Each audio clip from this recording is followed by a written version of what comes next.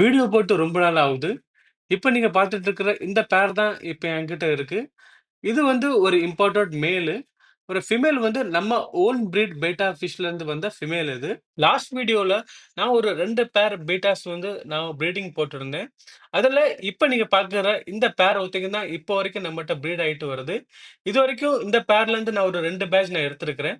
இந்த மேல் வந்து ஒரு டபுள் டெயில் பிளக்கார்ட் மேலு. ஒரு ஃபீமேல் வந்து ஒரு கேலக்ஸி, ஒரு பியூர் மல்டி கேலக்ஸியோட ஃபீமேலு. இந்த 2க்கும் பிறந்த குட்டிகளோட ஒரு சின்ன ஒரு அப்டேட் தான் இப்ப நீங்க பார்க்க போறீங்க. ரொம்ப அக்ரெசிவ்லாம் கிடையாது இந்த மீனு.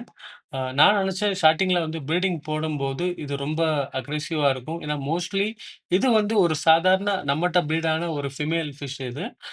அது வந்து ஒரு டபுள் டெயில்ங்கிற காரணத்தினால இது எப்படி வந்து ப்ரீட் ஆகுங்கிறது எனக்கு ஒரு சின்னதா ஒரு டவுட் இருந்துச்சு. ஆனா ப்ரீடிங் வந்து ரொம்ப சக்சஸ்ஃபுல்லா சூப்பரா பண்ணி குடுத்துச்சு. இந்த பேர்லருந்து வந்த குட்டிகள் தான் இது. இது ஒரு டே 5ல இருந்து டே 30 வரைக்கும் நான் எடுத்திருக்கிறேன். டப்ல வந்து நான் மீன்கள எடுத்து அப்படியே நான் டேங்க்கு ஷிஃப்ட் பண்ணிட்டேன். டேங்க்கு ஷிஃப்ட் பண்ணி ஒரு 3 டேஸ்லயே மீன்கள் எல்லாமே நல்லா ஆக்டிவ் ஆயிடுச்சு. இதுக்கு நான் ஃபீடிங் வந்து இப்போ நான் கரண்ட்டா ஃபீட் பண்றது வந்து நம்ம டியூபிஃபிக்ஸ் வார்ம் தான் அது. டியூபிஃபிக்ஸ் வந்து வார்ம்ஸ் வந்து ரொம்பவே ஹெல்ப்ஃபுல்லா இருக்கு. இன்னைக்குள்ளான பதிவு வந்து இவ்வளோதான் ஃப்ரெண்ட்ஸ். இன்னும் அடுத்தடுத்த வீடியோவுல நான் என்ட்ட இருக்கிற என்னென்ன மீன்கள் நான் வந்து ப்ரீடிங் போட்டிருக்கிறேன், அதுகளோட குட்டிகளோட அப்டேட் வந்து உங்களுக்கு நான் குடுத்துக்கிட்டே இருப்பேன்.